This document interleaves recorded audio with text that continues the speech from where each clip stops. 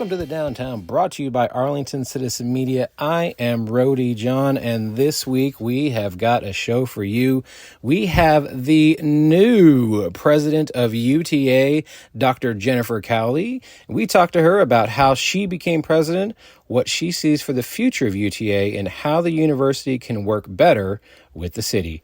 We also talked to local singer-songwriter Jessie Spradlin about how she got into music, some of her bucket list places to play, and what it's like being an independent musician. Now, we're going to hear Hold On to My Heart by Jessie Spradlin. We talk about the video that they shot with her husband in the interview, spoiler alert. So you get to hear the song after the interview. And also beforehand, here we go. You've got some Copperhead Jones. This is Can't Say No Eyes.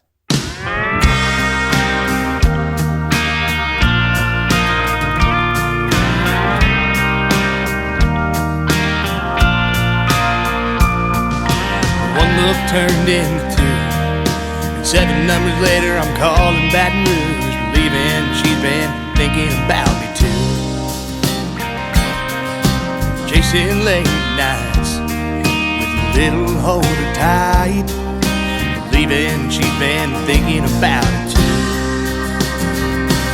No matter how hard I try, all I can see all the possibilities in those. Can't say no eyes, no matter how big the lie. All I can see, all of the possibilities in those.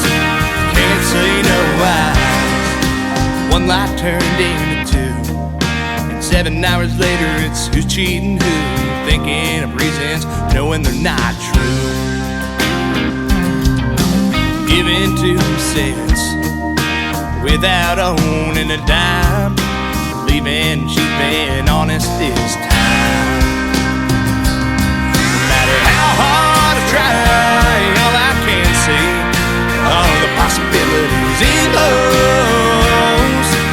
Can't say no eyes, no matter how big the lie. All I can see, all the possibilities in those. Can't say no eyes.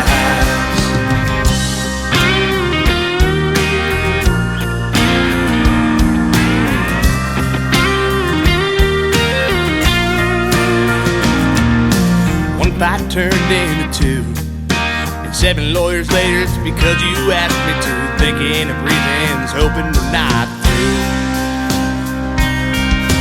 Saying yes to each request without a second thought, leaving her reasons to untie the knot. No matter how hard I try, all I can see, all the possibilities in those. Can't say no eyes, no matter how big the lie. All I can see are the possibilities in those. Can't say no eyes, yeah, those can't say no eyes. First look was all it took, and that was an easy part.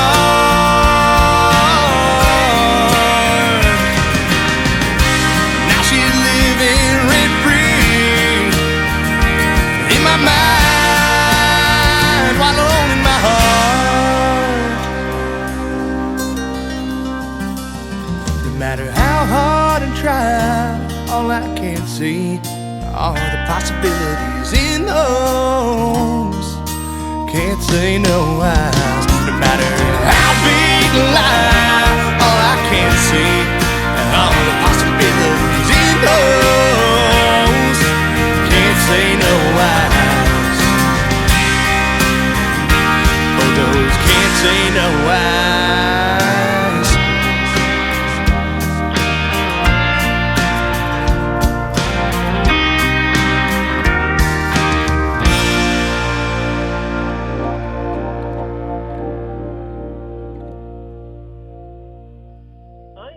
The new UTA president, Dr. Jennifer Cowley. How are you today, ma'am? I'm doing very well. thank you for gracing us with your presence and your interview. This is the first time we've had a president on here. We've had Olympic gold medalists. We've had other award winners, but, UTA president is definitely a first for us. So thank you so much for being here. And, again, congratulations on not only being the new and 10th president of UTA, but the first female president. It is certainly an honor to be the first female president to get to serve UTA, and I'm sure not the last. Oh, I imagine not either. Now, has it sunk in yet that you're president? And I guess also, how did you get here to become president? It has definitely sunk in. I am now in month 5, so we're well underway in terms of meeting our community and constituents and students and faculty and staff and alumni and others who are supporters, and now starting to get into the meat of the work that is to be done. The process of becoming a president obviously requires a career's worth of preparation, but the search process itself, there's an extensive search committee, and so when you get interviewed, you have a big conference room filled with lots of people who are there to ask questions and to observe your responses. And then ultimately, it's a Board of Regents decision. So had an interview with the Board of Regents when they decided that I was the right fit for UTA. There you go. I mean, so you just had your investiture, I'm not saying this right, investiture ceremony on this past Friday, making you the official president of UTA. For those that don't know, can you tell us exactly what the ceremony entails, and also how was the party afterwards? Well, I'll start with the party. It was a lot of fun. We had a street party, and so there were snow cones and pretzels and popcorn and all kinds of other yummy snacks, and people were able to make personalized street signs that they could put in their office or in their home, and it was just a great environment to have our students, faculty, staff, and other community supporters come out and celebrate this fun occasion with us. The ceremony itself is one that dates back to the 1500s. And so there are some ceremonial components. So, for example, I received a ceremonial mace. Ours happens to be made from glass, and it's a really beautiful piece. And so the chancellor bestowed this mace to me, and we had it just on display on the stage. And at the ceremony, the mayor of the city of Arlington, Jim Ross, presented me with a key to the city, which was also something that was really special to get the chance to receive. And, of course, I had an opportunity to share remarks with the community about where we're going and what we hope to accomplish together. So you are no stranger to the city of Arlington as someone who grew up here. I guess first off, welcome back. And then also tell us your history about Arlington and what you think of the new Arlington. Well, it is a fantastic city. So I grew up here, graduated from Arlington Martin High School, and, the chance to come back is a real homecoming. It's been 30 years, and a lot has changed, but a lot's the same. Love seeing some of the redevelopment that's happened downtown. When I was in college, I was an intern for the city of Arlington, and the place to go was the Mr. Gaddy's Pizza, and now there are so many more dining options downtown to choose from. It's just one example. I worked at Six Flags in high school, and so I'm planning to go back in another week or so to enjoy the fall festivities and see how the park has changed. I'm actually class of '01 from Martin High School, so go Warriors. Yeah, go Warriors. Yeah. Now, are there some places you went? I mean, you mentioned Gaddy's growing up that are still there, and then places that are no longer there. Well, when I was in high school, Bennigan's was like my go-to Friday night place that I would go with friends. And sadly, that restaurant is no longer there, but many fond memories for sure. Same here. I mean, it still had all the Bennigan stuff inside of it for the longest time, and then at the time, I think there was 2 Bennigans still in the Metroplex, and I was like, why doesn't somebody just buy it and make it Bennigan's again? It's not like there's any other Bennigans around. But unfortunately, now it's a Panera. So good for Panera, but bad for Bennigan's and anybody else who really want to go somewhere for St. Patrick's Day. So Absolutely. Absolutely. yeah. Now, being the new president of the most diverse and, I mean, soon to be, if not already, largest university in Texas, what are some of your plans and visions for the future of UTA? Well, we have done an extraordinary job at UTA of serving our region and state. And so, of course, that's kind of first and foremost is to focus on what is it that our region needs. We're one of the fastest growing regions in the country, and it's a wonderful opportunity to say, hey, as the region is growing, how do we grow alongside it so that we can provide access to the kinds of academic programs and talent development that our region needs, whether that's developing radio podcasters, or it is developing advanced manufacturing engineers, or whatever the case might be. We want to make sure that we're there to support our region. Right. Now, the university has a large impact on the community, obviously, at the size of it and the number of students that come in. It's helped with diverse cuisine around town. It's helped bring WNBA to Arlington, along with so many other factors of the students being in the city. I mean, honestly, there's a lot of businesses that do rely heavily on the students being there, and then some of them do feel the impact when the students are not there. However, UTA sometimes has had an unfortunate reputation in the past of being, well, this is UTA, not City of Arlington kind of thing. How do you think the university and the city blending more in the future will happen? Well, I think we have some extraordinary partnerships with the City of Arlington, and we know we are an important part of our overall community.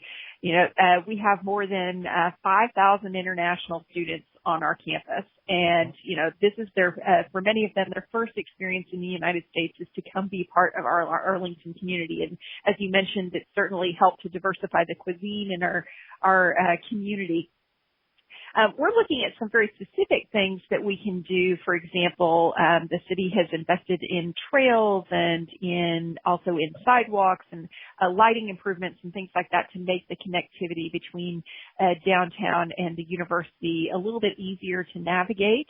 And then, you know, our next big project as a university is looking at the corner of Abrams and Cooper, the old Arlington High School site.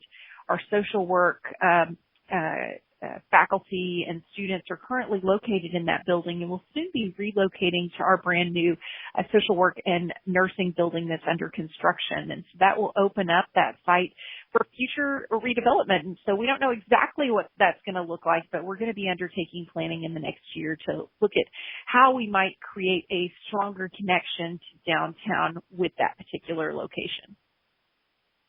Yeah, I mean, I was working over at Levitt Pavilion during the summer, and I couldn't tell you how many times we had people just, you know, they would normally just walk around the city as it is, but they're walking over, and they were asking questions like, how often does this happen? I didn't know this was even here, things like that. And it is amazing that something as free and incredible as Levitt Pavilion can still open up to people that, you know, had no idea that it was even there, and something that they may not see in their countries or homes or where they're from, but they see that Arlington, Texas is doing that just on the weekends and just for free music and just for the community. It is a wonderful way to help bring them together. And I love that so much about how UTA and the city of Arlington are working together. As much as some people may think that, you know, there is still that divide, I do believe that there is a tie to the city. Obviously, it's in the name, and they're inside, you know, there's so much is built up around and because of the university that, you know, there is that combination, and I don't really feel the divide, but I know a lot of people have said in the past that, you know, they feel that there is. But again, like you said, and I said, I don't think that's really a thing anymore. Now, I don't feel it needs to be a thing. You know, there's certainly lots of opportunities for people to come into the campus as well to enjoy our many events in the planetarium and our speaker series and all kinds of other things that happen on campus. And so we just encourage your listeners to come check UTA out and some of the fun activities that we have going on. Yeah, I love the planetarium. The Pink Floyd Dark Side of the Moon that laser light show is so much fun, and then obviously they have so many other great things at the planetarium. And like you said, the College Park Center, not only just that building and all the stuff happens inside of it, but the restaurants and everything happening around it is so much fun as well. So I do highly encourage people to go check out, actually get on the newsletter to find out what is happening at UTA, because that comes out, I believe, weekly or every other weekend. There is so much happening at UTA that, people can go check out.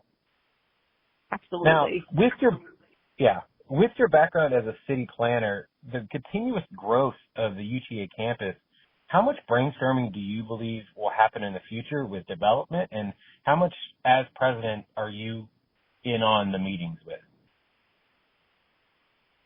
Well, there are certainly some extraordinary opportunities that lie ahead for us, and this year we're going to be undertaking an update to our campus master plan. It's time for us to take a look at that and really think about, within the priorities of our strategic plan, where does it make sense for us to make those next investments? I'm really excited. For example, we have funding to do a renovation and expansion of our life sciences building, and that creates a really wonderful opportunity with the construction of our nursing and social work building. Now the renovation of the life sciences and expansion of that building will really create a science quad. And so we're going to be making some improvements to the green space and corridors that go through there to really kind of finish out that particular part of our campus. And so we'll be looking at where are those next opportunities for development, what we're going to do with athletics and other areas of our campus as well. Right. Now, you're coming into UTA at a interesting time due to the fact that there are a lot of leadership positions to be filled. For those that don't know, how do those positions get filled? Is that your job? Is there a committee? Can you tell us about that process? Absolutely. Ultimately, it is my responsibility to hire the leaders that are going to work most directly with me. We do establish committees that do nationwide searches to find the very best talent that we can attract, and we've been very fortunate that all of those searches have gone very successfully, and our new leaders are beginning to join us. Today, our new VP of Research and Innovation, Kate Miller, starts, as well as our new VP of Messaging, Marketing, and Engagement, Yolanda Bevel, also started today. So we're thrilled to be able to have these new leaders joining our UTA community. Oh, that's so good. Now, we have a segment on the show called Tournament of Toppings. We're trying to find the best pizza place in Arlington. Do you have a favorite pizza place in Arlington?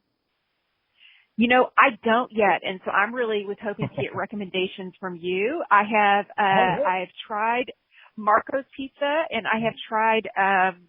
You're going to help me with the name, the one that's in downtown on the little restaurant row that's wood fired. Connie Rossi. Yeah, Connie Rosso. Yes, ma'am. Yeah, that was Connie Rosso. Fantastic. I really like that one. So, but there may be a better pizza place in town, and so I'm looking for recommendations. Well, it does depend on what kind of pizza you want. With the wood fire one, honestly, I believe Connie Rosso is probably the best. Some people in South Arlington really enjoy Corky's if you like wood fire, because they are pretty supreme as well. But almost right on campus is Old School Pizza. It is so fantastic. I'm not sure if you enjoy beer at all, but they have 21 beer taps, and one of them is always going to be root beer. So that one, that place is fantastic it's also nice and quaint. It's an old house. They converted it. Now it's a restaurant, and it's absolutely wonderful. That is usually people's number one. People also love Mama's Pizza over off of Fielder and I believe Randall Mill. Let's see. Where exactly in Arlington are you living now? I'm on the north side of Arlington.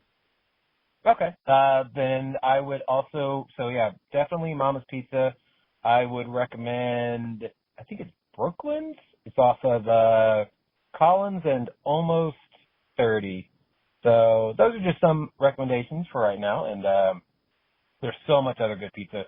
I believe the last time we counted, there was like 16 different pizza places in Arlington. So, Moni's also up in North Arlington is the Arlington staple. Not only good pizza, but their Italian food is amazing. So, I highly recommend that place. Well, I look forward to checking all those places out. They sound fantastic.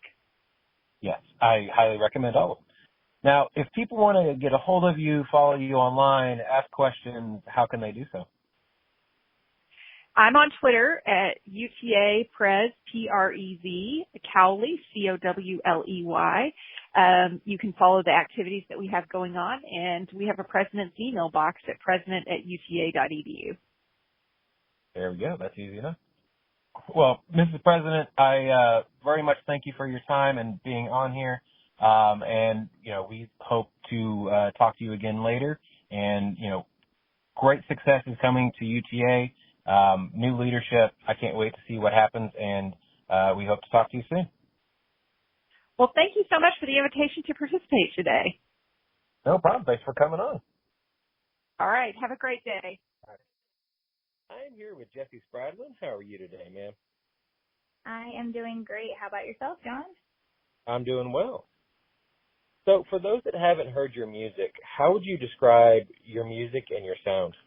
Well, I would consider my genre of music, Americana music. It's kind of a mixture of folk, blues, and, a little bit of country, but, I started as just, a singer-songwriter, so, the story's also really important to me in the song. Yeah, I think a lot of people, I don't know, it seems like a lot of people get away from every song. Doesn't have to be, poppy and catchy and whatever. That's always nice, but having that story that goes along, not only with the music, but, something that makes you think about long after you've already heard the song or you've sung it to yourself 1,000 times, you still don't, you're like, oh, I didn't never thought about that part of it or this part of it. Yeah, absolutely. I feel like storytelling is the bones of, any good song. So hopefully that comes through in my music. It's important to me, and I hope that that's something that people take away from it. How early did you start? Well, I guess which came first, writing songs or writing the lyrics or writing the music? So for me, it's just a bit different with every song. Sometimes I'll have a concept and I'll just really want to write a song around that, and I'll just get my guitar out and start figuring it out. Other times, I'll be singing something in my car and I'll go home and I'll put chords to it. Sometimes I've written a poem and been like, oh, I should turn that into a song. So it just, to me, it's really, each song kind of has its own story, and each song is different and each writer is different. So for me, it just depends. Sometimes I start writing with like real emotion and something that I'm going through, and then the only way that I can really finish it is by physically writing it down in like a journal or something and looking at it like visually. Sometimes I need to look at the song visually, like down on paper, before I can, kind of fill in the blanks, I guess. But for me, yeah, something different happens every time. That's what I love about songwriting is it's such a creative process, that, it happens all kinds of different ways. Right. Now, did you start learning to play music first, or were you writing poetry first? Well, I got my first guitar when I was 13, and as soon as I got my first guitar, I wrote my first song. But before that, I had grown up in a very musical family, and I had, my brothers and sisters played instruments, and we all sang together. My parents were pastors, so I would sing at church a lot. Not like solos or anything. I would just sing with my siblings. So I think I started singing probably before I started playing guitar, but when I started playing guitar is when I started singing solo, I think. So they kind of went hand in hand with each other. Right. Now, what musical influences do you take and put into your music?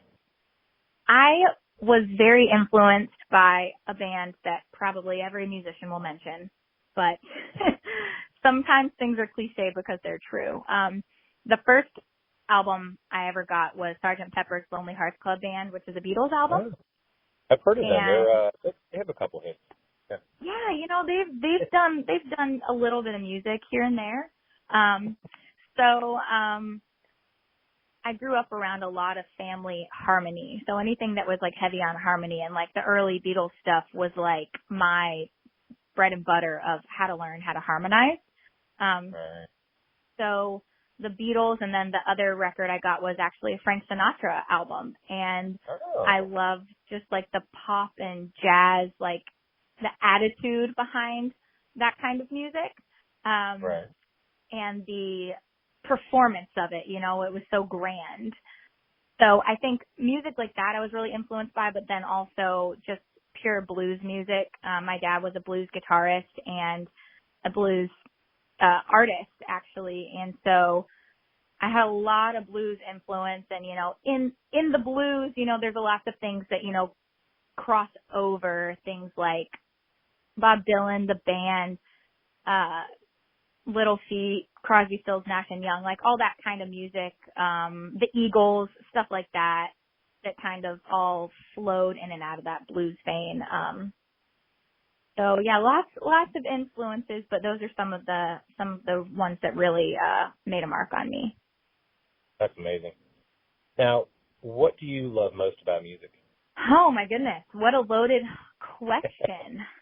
I think what I love most about music, selfishly for me, is the fact that through a song, through the story and the melody and the way that you construct it, I feel like as an artist, I'm able to articulate exactly how someone else is feeling and create like a universal moment that so many people can relate to. And that's what I love about other artists. Like I'll be listening to, you know, a song by another artist I love is Jake Bugg, or like the Civil Wars. Like I'll be listening to one of their songs and I'll be like, oh my gosh, this is like exactly how I feel, but they articulated it so well. It's almost as if it was like a copy and paste of my same situation, but just the truth that resonates with like a universal emotion. I love articulating that as an artist, and as, you know, a consumer and a lover of music, I love feeling that from other music. It's like, wow, this person described like in detail exactly like what I'm going through. And that's what I aim to do as an artist, is hopefully create songs like that. But those are the things that I love about music, is human connection, I think. Yeah, you're so right, because there's a lot of times, no matter, you can hear the same song 100,000 times, you will hear different things inside that song, or it'll hit you in different moments. And it's also, music is that, it's like a time machine. Sometimes you'll hear it and be like, I remember the first time I ever heard that song, or that song takes me back to this moment in time, or just, and it's so amazing what music can do for people. Yeah, absolutely. Yeah. Now, so where all have you played around the Metroplex, and are there still some bucket list places that you are wanting to play? Oh, goodness. Well, I mean, I've played a lot of places around town. I've played like, you know, Jay Gilligan's in Arlington and stuff like that. I've played the Levitt Pavilion in Arlington. I've played like a small showcase at the House of Blues in Dallas, and, you know, I play the Dallas Guitar Festival every year. So there's a lot of venues that I've played. And on my bucket list venue, I mean, who doesn't want to play like Billy Bob's or like the Keller Theater or something like that? So, you know, someplace like that I would always love to play. I've never headlined a show at like Arlington Music Hall or anything like that. So I did open for somebody there one time, but yeah, so I mean, I want to play anywhere where people will want to come listen to me. So yeah, those are a couple venues I haven't ever hit before. There you go. Now, you have a music video out for Hold On to My Heart. How fun was this shooting a music video? It was actually really fun. I mean, it was just kind of something I did for fun. It wasn't even really like that much of a marketing move. A friend of mine, who's a photographer, she wanted to, get into some videography, and we kind of used it as an experiment for me to make, my first like real music video, and an experiment for her to film her first and edit her first. And the partner, like my scene partner or whatever, is actually my husband. So the person that I'm in the music video with, I'm actually married to. And so that was actually really fun because he has some acting experience, and it was so funny because the entire day he really acted as though this was like our first time meeting each other. And I'm like, can you like just snap out of it? Like, we've been married for like a year. Like, you know who I am. But he was so in his little character that it was really like he had just met me for the first time. And it was so funny because it was almost like we replayed our first date over again. And it was really fun. I mean, it was just that. It was kind of something that was just for fun. It wasn't anything that we were taking too seriously, and it was just something we kind of did for ourselves, and hopefully other people like it, but we just did it to, for the experience. Apparently he was taking it seriously though. I know, he was taking it seriously for sure, but it was kind of fun. It was a very long, hot summer day. But my friend, Simone Nicole, she has a business called Virgo Moon Media, and she did such a great job, just editing and, putting the whole thing together. So it was a really fun experience for sure. Well, I mean, that's incredible for y'all as a couple that you guys were actually able to recreate your first date again and the first time y'all met. I mean, a lot of people, don't get to do that very often or don't even think about doing stuff like that. So that's really cool that y'all did that. Yeah, it was really sweet. Our first date was in a coffee shop, and the first time we like noticed each other was in a coffee shop, and so we literally we're obsessed. We had a coffee themed wedding. We have a coffee scrapbook, so it was kind of cute how the first thing that in the music video is they like run into each other in a coffee shop. So it was very adorable and just reminiscent of the early times in our romance. Well, I guess the easy segue here is, how do you like your coffee, and do you have some of your favorite coffee places around here? Oh, yes. Okay, now this is the part where you're going to have a hard time getting me to stop talking. So every day I get like organic dark roast coffee, and I have like a really clean almond milk because I'm like a real clean eater that I use, and I just put some cinnamon on it. That's how I take my everyday coffee. My go-to drink in a coffee shop is a cortado. Okay. And explain to some people who don't know what that is. Cortado is like 2 ounces of espresso and 2 ounces of milk, and I believe it is foamed milk versus a macchiato, which has steamed milk. Right. So it's just a little tiny like 4-ounce drink. It's I think it's Spanish. I think so. That's where it comes from. Is like Spain. But it just means cortado means like to cut, I think. So it's like just cutting the espresso with some milk. So there's Inclusion Coffee in Arlington. I really like, they have good coffee. I really like White Rhino. They have good coffee in Arlington. Those are my 2 Arlington spots. I mean, there's a million other places in Fort Worth and Dallas, but those are my 2 favorite Arlington coffee shops. Well, which ones in Fort Worth do you like? I mean, I always like to I always like to let people know that there are other places outside of Arlington. Obviously, we like to focus as much as we can on the city of Arlington, but the Metroplex is not getting any smaller, so there's always fun stuff to meet to do outside of Arlington as well. Well, sure. I mean, Buongiorno coffee is really good. And then I'm probably not going to say this correctly, but Vecchietto coffee, I think that's like an Italian, like based like coffee shop. And then actually the coffee shop where we filmed the music video is called Crude Craft Coffee Bar. And then like, you know, Roots Coffee, Avoca, and Cherry Coffee in Magnolia area. That's a really great coffee shop. Like I said, I'm obsessed. Like there's so many great coffee shops that I love around here. I love coffee too. I don't think Arlington has enough coffee places, honestly. Especially in South Arlington. I think South Arlington needs more. Grounds of Gold's fantastic. I love that place. That's one of my favorites. That's such a great shop. It's not only such a great shop, but the owners are fantastic. What he has done to really put the spotlight on his son and other sick children is amazing. I used to host the open mic there, which I loved. I'm sad that went away. The bakery is amazing. Their food is great. You walk in that place, honestly, and you think that you are in maybe like a WB teen show because you could easily film anything there. It's absolutely beautiful the way they've set everything up. So I love that place. So.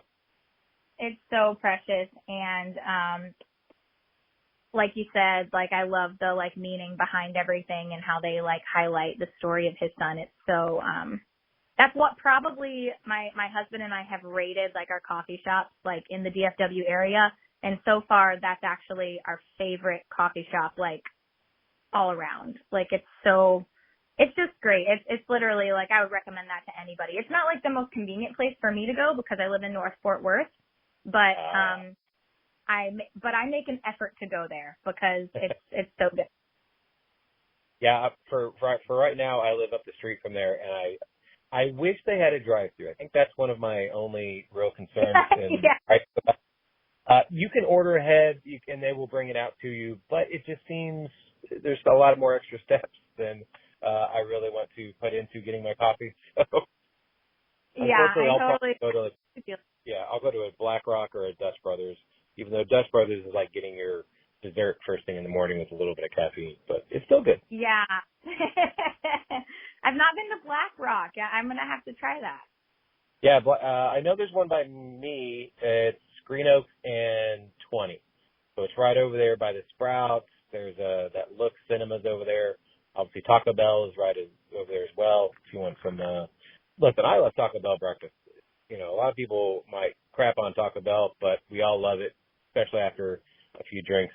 Who doesn't want some Taco Bell? But that's better. Well, I'll definitely have to try. No, go ahead. I said I'll definitely have to try Black Rock for sure. Yes, I highly recommend Black Rock. Black Rock's fantastic. Now, I could be wrong, but are you releasing an album or have you released an album yet? Because I've seen that you have a couple singles out, but I haven't seen a full-blown album yet. Yes.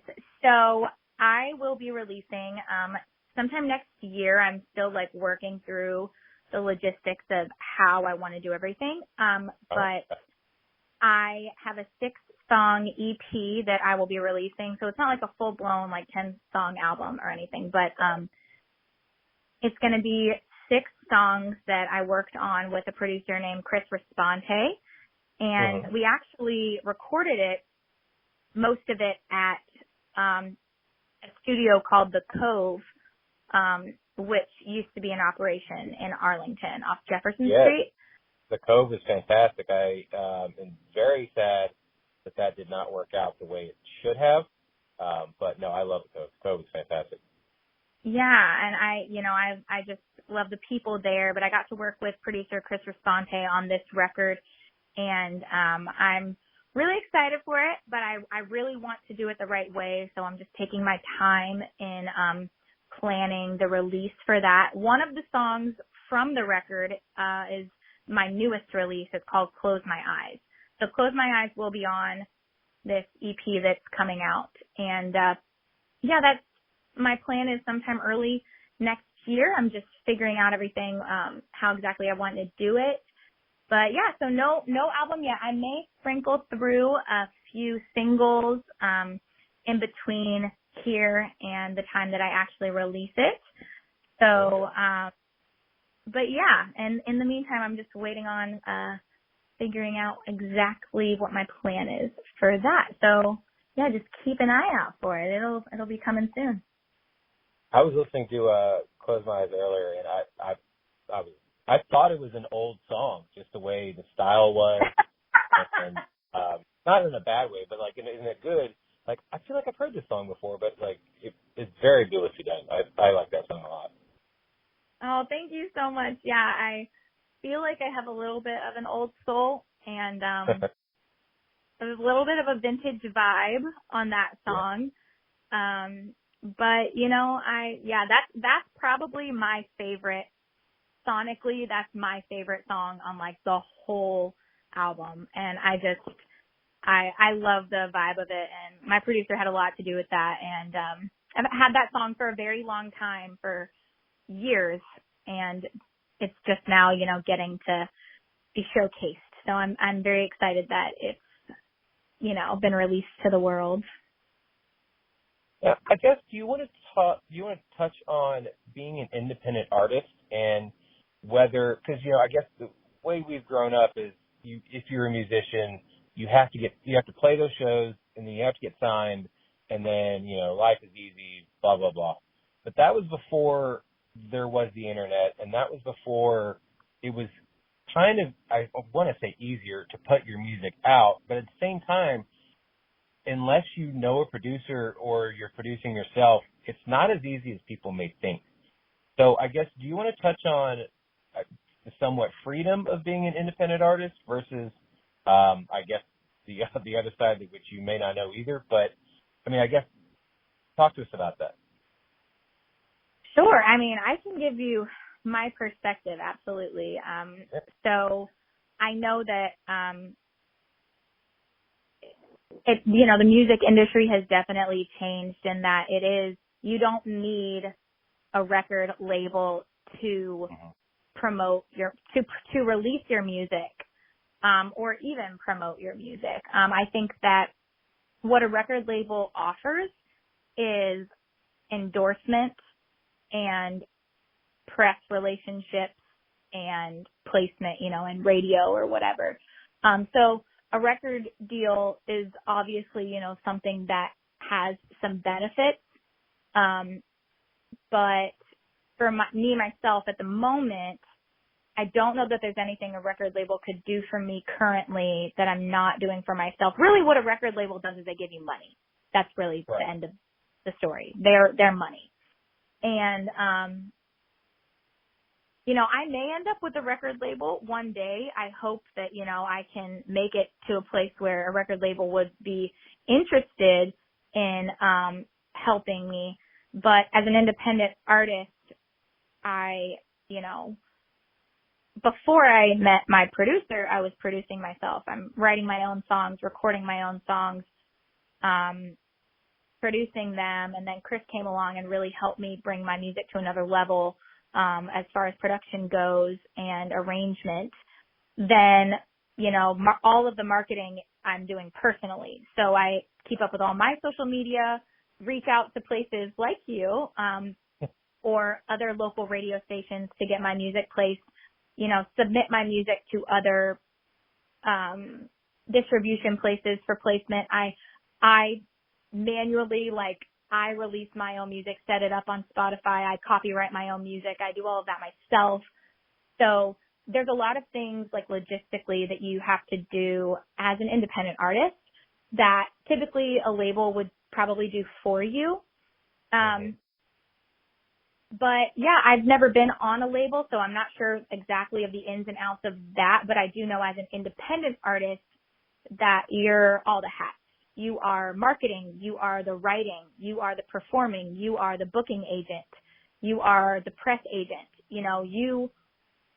You get out of your career what you put into it. And so, I had an interview recently with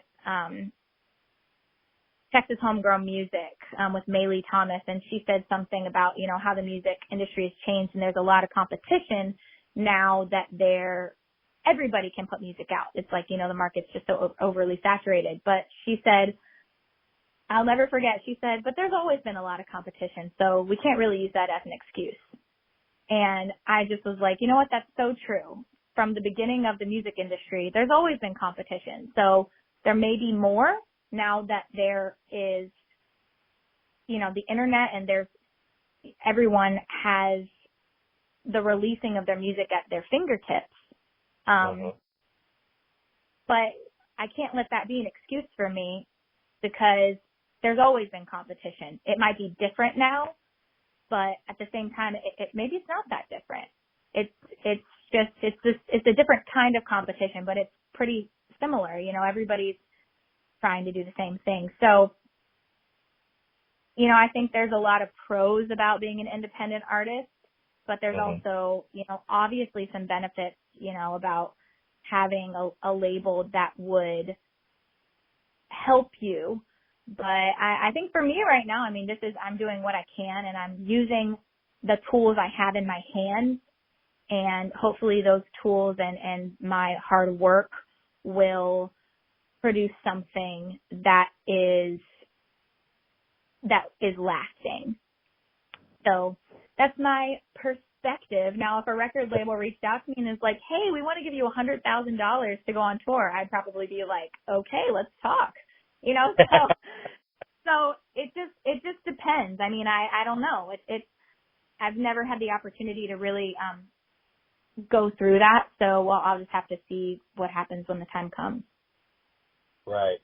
I mean, like you said, there's going to be pros and cons to being either an independent artist or with a label, because we've heard those horror stories forever about maybe an artist being signed, but then the record label not getting behind them and just kind of shelve all their stuff. And they can put stuff out forever, and it doesn't work because there's not enough marketing. People are behind them, or the right radio station didn't hear it, or this right person didn't hear it, whatever the situation is. But then again, you also hear the other side of it, like a Lady Gaga, where she was signed, and I believe, from what I heard in the L.A. Reid interview, the stuff that she was they weren't gelling at the same time. So he let her go, and then she just absolutely took off.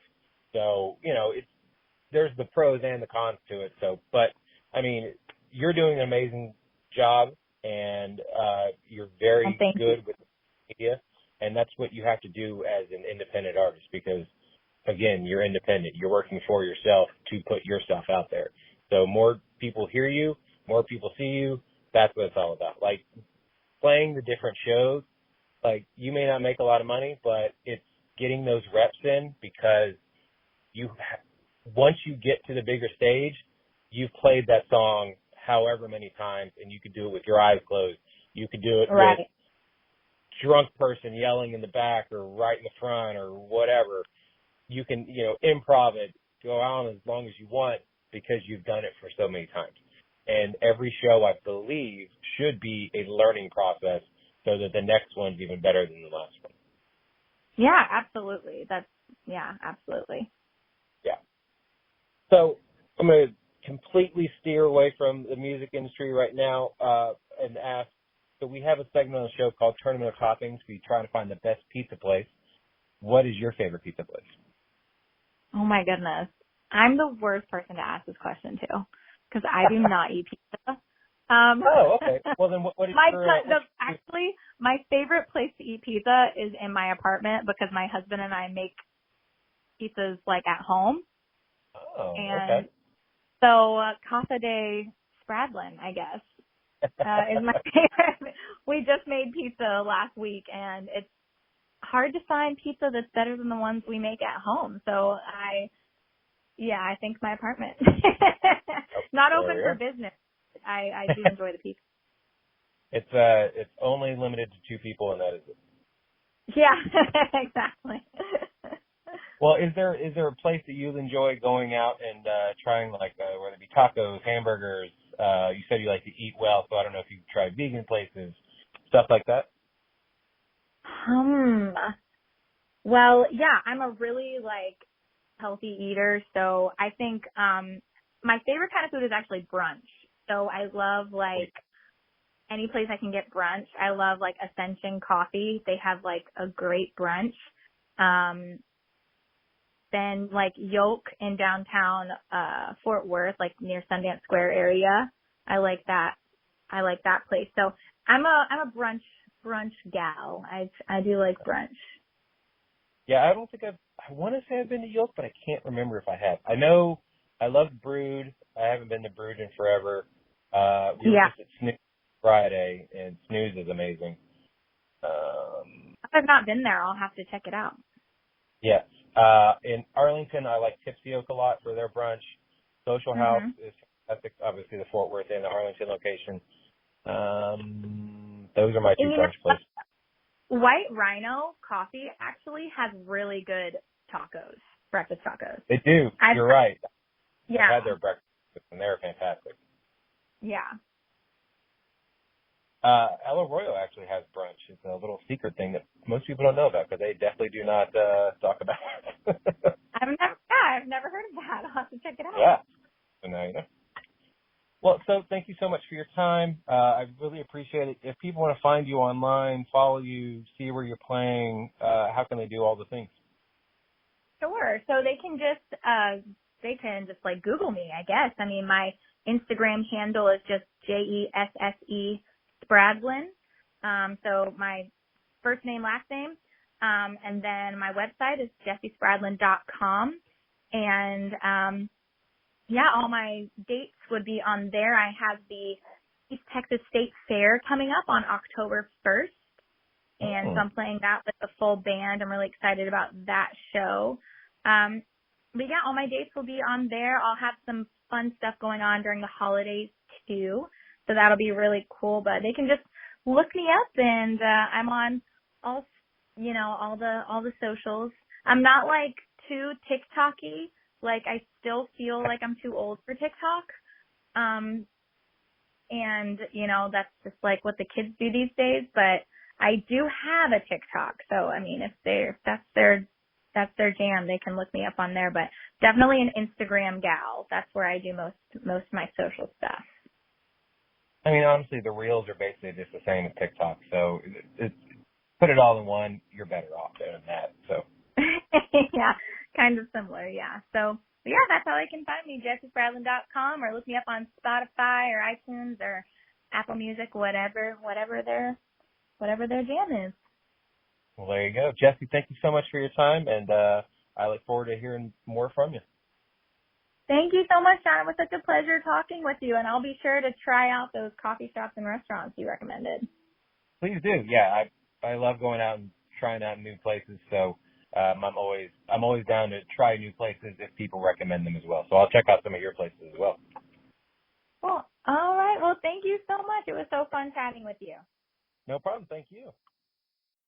I'll make a deal with you. Just come real close so I can tell you what I propose. It won't take long, dear. Just look into my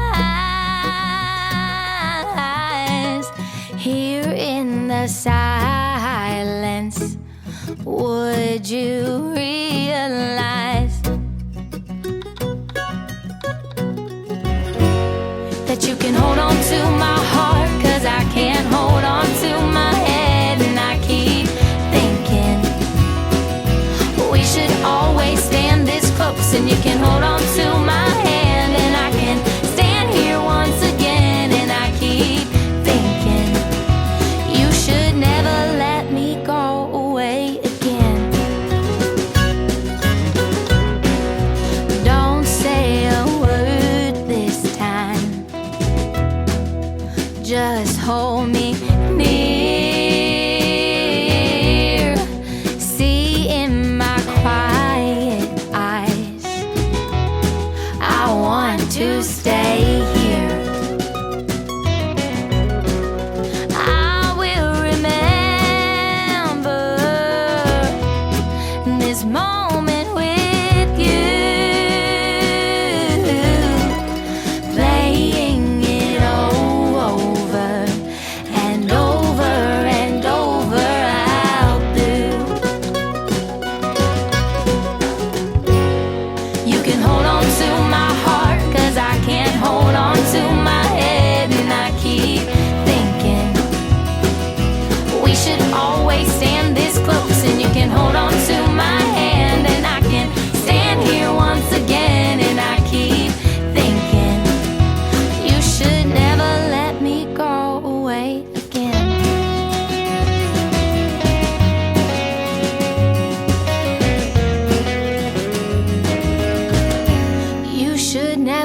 let me go.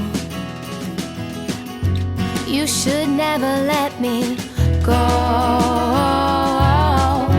You should never let me go. You should never let me go. You can hold on to my heart, 'cause I can't hold on to my head. And I keep thinking we should always stand this close. And you can hold on to my hand, and I can stand here once again. And I keep thinking you should never let me go. And you can hold on to my heart, 'cause I can't hold on to my head. And I keep thinking we should always stand this close. And you can hold on to my hand, and I can stand here once again. And I keep thinking you should never let me go away again.